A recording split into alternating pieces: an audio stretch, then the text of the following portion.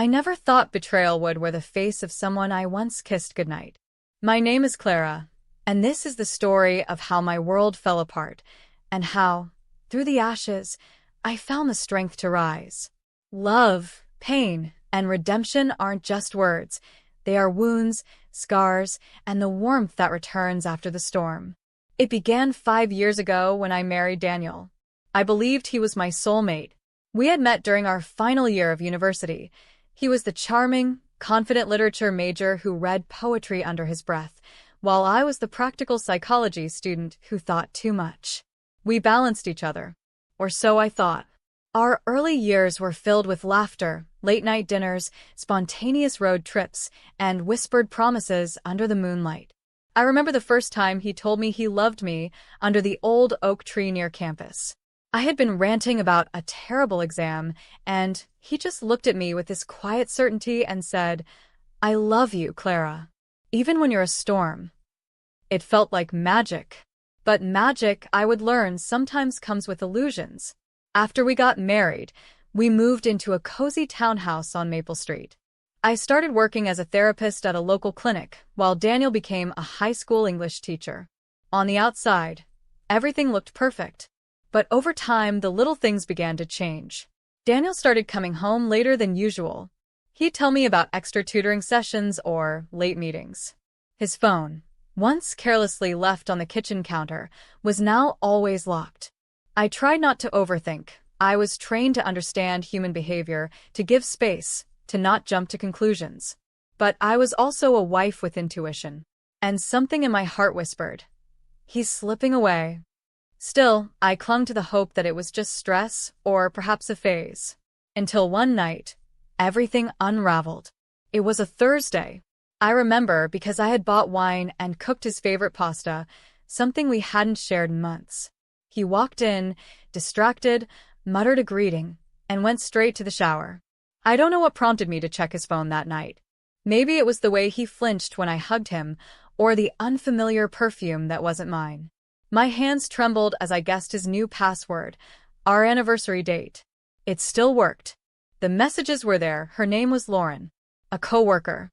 The thread was filled with "I miss yous," late-night confessions, photos, plans. My heart didn't just break. It disintegrated. I stared at the screen, numb, for what felt like hours. I couldn't cry. Not yet. I couldn't cry. Not yet. When he came out of the shower, I looked at him and asked one question. "How long?" He froze. His eyes widened, and I saw fear, a rare sight in the man who always seemed composed. "Clara," he said, "it's not what you think."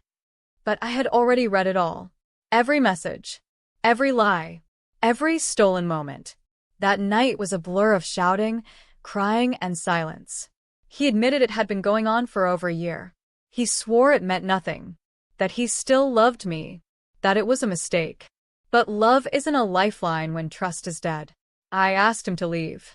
And just like that, my marriage ended. Not with a dramatic fight, but with a quiet, suffocating grief. The days that followed were the darkest of my life. I stopped going to work. I stopped eating. I watched the world move while I sat frozen in time. Friends checked in, but I didn't answer. I didn't know how to explain that I wasn't just mourning a man.